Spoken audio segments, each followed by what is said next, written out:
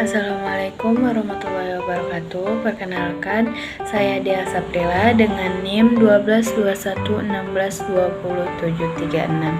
Baik, di sini saya akan menjelaskan jawaban saya dari 8 soal. Pertanyaan yang pertama yaitu, jelaskan bagaimana cara-cara yang ditempuh oleh minoritas Muslim Singapura untuk memperoleh pengetahuan dan pendidikan Islam, mengingat tidak ada pelajaran agama di sekolah pemerintah. Jawabannya yaitu menyadari kelemahan dan kekurangan pada bidang pendidikan formal agama Islam di satu sisi, dan kebutuhan Muslim Singapura untuk meningkatkan standar hidup melalui pendidikan di sisi lain. Maka pada bulan Agustus 1981 dibentuklah sebuah majelis pendidikan anak-anak Islam atau disebut dengan Mendaki. Agenda utama mereka adalah melakukan pembaharuan sistem pendidikan Islam dengan menyelenggarakan pendidikan yang memadukan antara pendidikan sains dan Islam. Kalau secara umum, meski pendidikan formal agama Islam di Singapura mengalami kemunduran, namun perhatian umum terhadap pendidikan Islam non-formal mengalami peningkatan. Hal ini karena banyak orang tua yang mengirimkan anaknya ke sekolah-sekolah pemerintah atau sekolah sekuler untuk membekalinya dengan sains dan teknologi. Pendidikan non-formal dapat diperoleh di masjid. Masjid selain berfungsi untuk ibadah ritual, bisa juga untuk menyekolahkan untuk tempat penyekolahan anak. Pertanyaan yang kedua yaitu, bila dilihat dari jumlah Muslim Malaysia dan dibandingkan dengan jumlah Muslim di Indonesia, jumlah Muslim di Indonesia jauh lebih banyak secara kualitas dari Muslim Malaysia. Namun, citra dan nuansa Islam di Malaysia nampak lebih kuat. Jelaskan apa faktor-faktor yang menyebabkannya.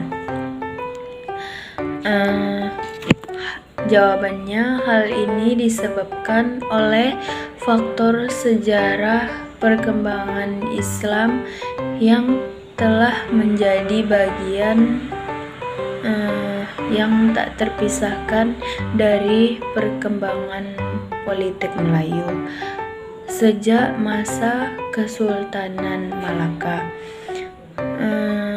Kendati demikian, kuatnya atas Islam di Malaysia hanya bisa dipahami secara berarti dan realitas jika dihubungkan dengan banyak faktor lain telah memperkuat pengaruh Islam dalam berbagai fase sejarah di Malaysia.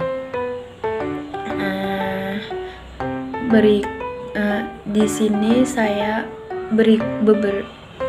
menguraikan secara garis besar tentang faktor-faktor dalam fase-fase sejarah Malaysia, mulai mulai dari kedatangan Islam hingga perkembangan Islam masa kontemporer yang turut menyumbang bagi kuatnya kesadaran Islam di Malaysia. Pertanyaan yang ketiga yaitu bagaimana kebijakan pemerintah Malaysia pasca kerusuhan etnis tahun 1969 dan dampaknya pada kuatnya nuansa dan citra Islam di Malaysia. Jelaskan. Jawabannya, kerusuhan etnis ini merupakan suatu peristiwa yang digambarkan oleh Tuan Abdul Rahman, mantan Perdana Menteri Malaysia, yang menyebabkan ratusan orang meninggal dan sebagian terluka. Dibubarkannya parlemen selama hampir 2 tahun dan diberlakukannya keadaan darurat. Tragedi 13 Mei 1969 merupakan suatu peristiwa sejarah yang tak dilupakan begitu saja oleh bangsa Melayu, terutama pemerintahannya. Peristiwa itu membuat pemerintah dan pimpinan UMNO sadar akan pentingnya memperjuangkan nasib dan peningkatan bangsa Melayu. Mengembalikan kepercayaan Melayu kepada UMNO serta mewujudkan keadilan sosial ekonomi bagi etnis Melayu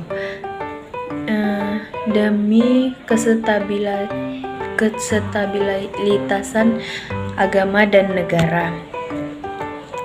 Pertanyaan yang keempat yaitu apa asal-usul kata Moro dan apa makna kata itu sesungguhnya? Mengapa belakangan orang tidak lagi memaknai kata Moro dengan konotasitas negatif lain? Jawabannya yaitu kata Moro memiliki beberapa penggunaan dan makna tergantung pada konteksnya. Namun mungkin mengacu pada penggunaan kata Moro yang merujuk pada sekelompok etnis di Filipina, yaitu bangsa Moro kalau mereka sebut. Suku Moro terutama termukim di wilayah Mindanao, Sulu, dan Palawan di Filipina. Nama ini berasal dari kata Moor yang digunakan oleh penjelajah Eropa untuk merujuk pada sekelompok Muslim di wilayah Maghrib yang mencakup wilayah Moro, Aljazair, dan Tunas. Sebagai catatan, penggunaan kata Moro dalam konteks ini tidak selalu memiliki konotasi negatif. Namun dalam sejarahnya kata tersebut dapat dikaitkan dengan konflik dan ketegangan antara kelompok etnis di wilayah tersebut. Baik, sekian itu saja jawaban dari saya. Lebih dan kurangnya saya mohon maaf kepada Bapak. Saya ucapkan terima kasih. Wabillahi taufiq walhidayah. Wassalamualaikum warahmatullahi wabarakatuh. Bye bye.